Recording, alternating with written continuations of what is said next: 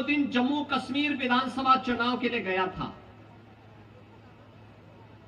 जम्मू में बारिश पड़ रही थी, मैं एयरपोर्ट के अंदर गया तो मैं तो अचानक ही अंदर गया था। मुझे तो वहां लैंड करके तत्काल वहां से हेलीकॉप्टर से प्रचार के लिए निकलना था, लेकिन मौसम खराब था इसलिए मैं अंदर चला गया।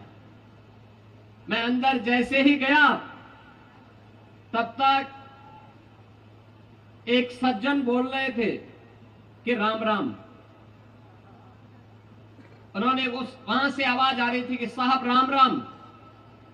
तो मैं, चूंकि मेरा कोई परिचय भी नहीं था वहां पे, ना मैं किसी को जानता था, तो मैं उधर देखा नहीं, मैंने उधर देखा नहीं।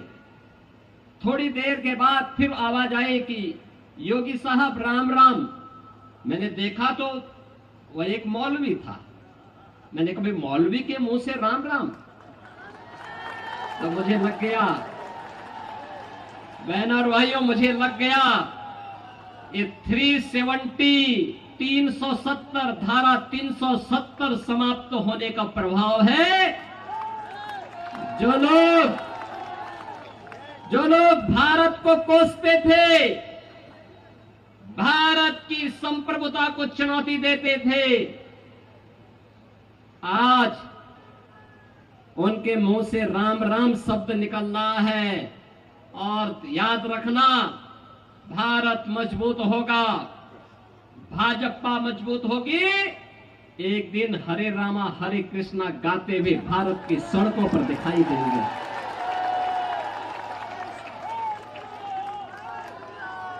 भारतीय जनता पार्टी क्यों आवश्यक है? इसलिए ही आवश्यक है। कांग्रेस की सरकार थी, कहती थी कि देश के संसाधनों पर केवल मुसलमानों का अधिकार है। भाजपा तो ने नहीं कहा, मोदी जी ने तो कहा सबका साथ और सबका विकास। मोदी जी ने कहा सबका साथ सबका विकास। 80 करोड़ लोगों को फ्री में राशन,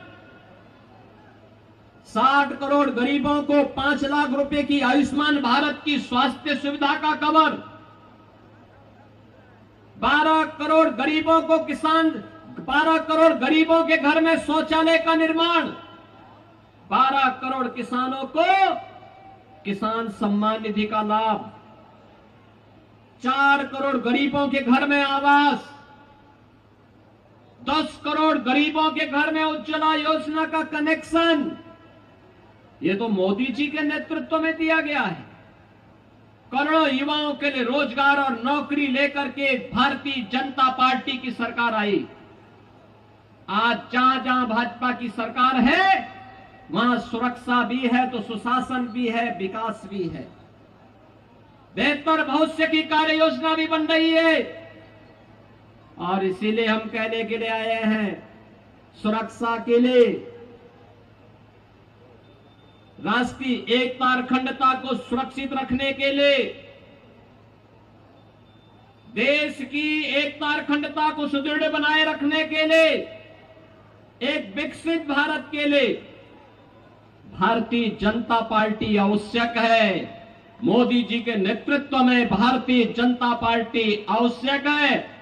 और बहनों और भाइयों, भारतीय जनता पार्टी के डबल इंजन की सरकार ने हरियाणा में विकास किया है, मोदी जी के मार्गदर्शन में विकास किया है।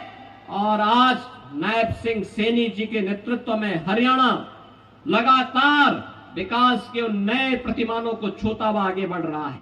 कांग्रेस जिस समस्या का समाधान 65 वर्षों में नहीं कर पाई, 2014 में मोदी जी प्रधानमंत्री बने, 2017 में उत्तर प्रदेश में मोदी जी के आशीर्वाद और उनके आह्वान पर भारतीय जनता पार्टी की सरकार बनी 17 में, और 19 में अयोध्या में राम मंदिर का विवाद सदैव के लिए समाप्त हो गया।